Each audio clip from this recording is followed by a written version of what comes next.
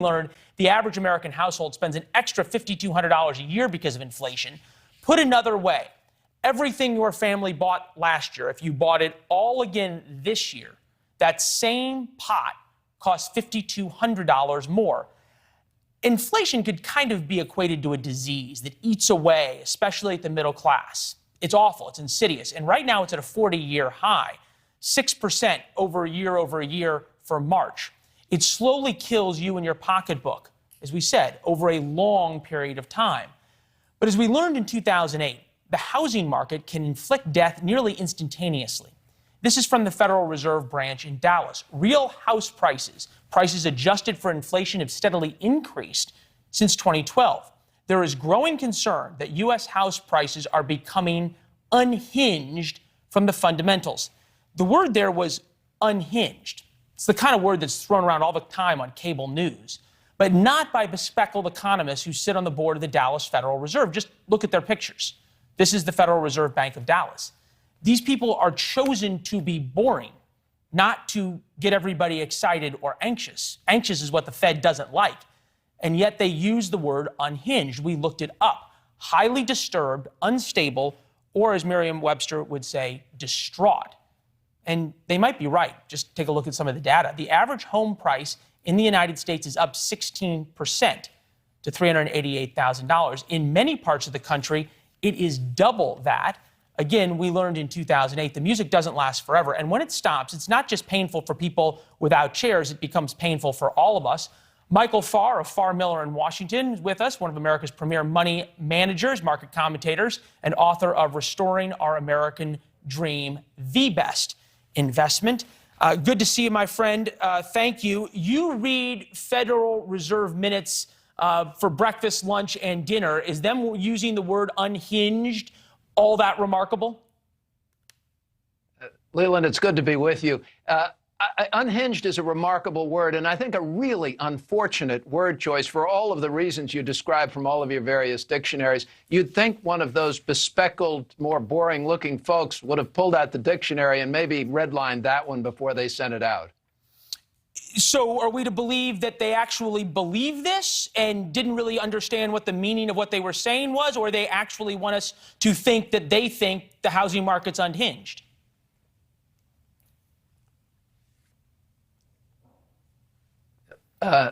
Leland, your producer just came over my ear and blotted you out. But my producer does that a lot to me too. It sometimes works out pretty well. But the question is, based on what you said, are we to believe that they just didn't bother looking it up, or that they did look it up and believe that things are actually unhinged? Okay, the Dallas Fed has been writing a lot about the housing market. Housing is a really important component of the U.S. economy and what drives U.S. consumers and what drives our U.S. GDP. When you think about building a house and buying lumber and hiring labor and wire and plumbing and all of the things that go into a house, it's a major part of our economy. So they track the prices closely. They came out with a report in the fall that showed that shelter costs, one of those wonky terms that economists use, it includes rents. Rents are really on the rise, moving up very quickly, and this is kind of a measure of inflation that are going to affect consumers. So rent costs are going up. It's taking more money out of the consumer's pocketbook. The U.S. economy is driven 2/3 by the consumer, so if the consumer has less money to spend out there for stuff because they're spending it on rent and higher gasoline prices, they don't have discretionary spending. What's the Fed looking at now? The Dallas Fed is looking to see if there's a bubble in real estate prices. Has this surge, is this surge reasonable or not? And it's reaching levels on their charts that are really issuing kind of warning klaxons, if you will. But this is different. They compared it to the 2007 housing bubble. This doesn't look like that much of a bubble to me. The two things that we had in that housing bubble were speculation and a deterioration in credit or lending standards, meaning we're not hearing now about people buying 3 or 4 houses on no-doc loans that they really couldn't afford with the idea that they'll just sell it tomorrow and make money on it. We haven't reached that froth. So I tend to disagree. It feels strange to disagree with the Federal Reserve Bank of Dallas. I mean, but I don't see that connection. I don't see the speculation. I am concerned about the cost of housing because of the inflationary effects. And of course, we know what's happening with oil prices. You covered that very, very well. President's doing what he can, I guess, to release, $1 million barrels a day. Yeah. But again, they're trying to keep a lid on something that's a little bit boiling over on the stove, if you will. Yeah, or trying to put the cork back in the champagne bottle. You make a great point. In 2008, the problem was housing prices crashed. Right now, the problem is housing prices are getting too expensive for people.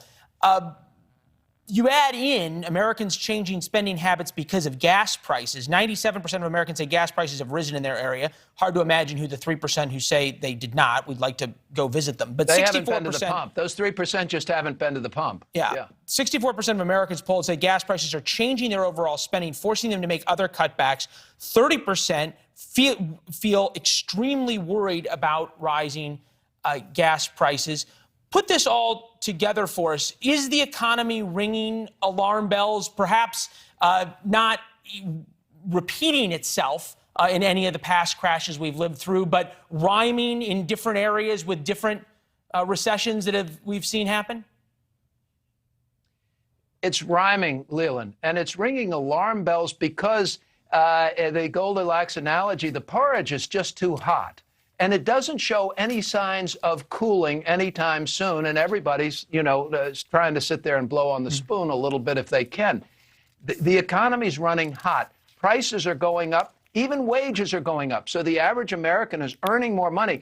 But the earnings gains are slower than the increases in prices. So the average American is affording less quality of life.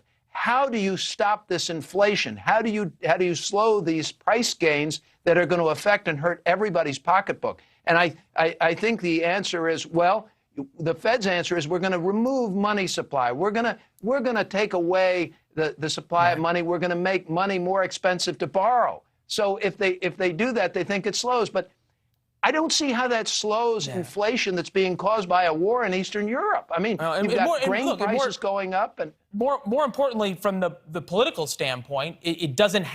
The economy does not move on a political timeline. There've been a lot of presidents who've learned that. Michael, we've been planning this for a while. We're glad to have gotten you on. Thank you. It's great to be with you. Thanks. Thank you. Thanks for watching. Click the red subscribe button below so you can get more of NewsNation's fact-driven, unbiased coverage.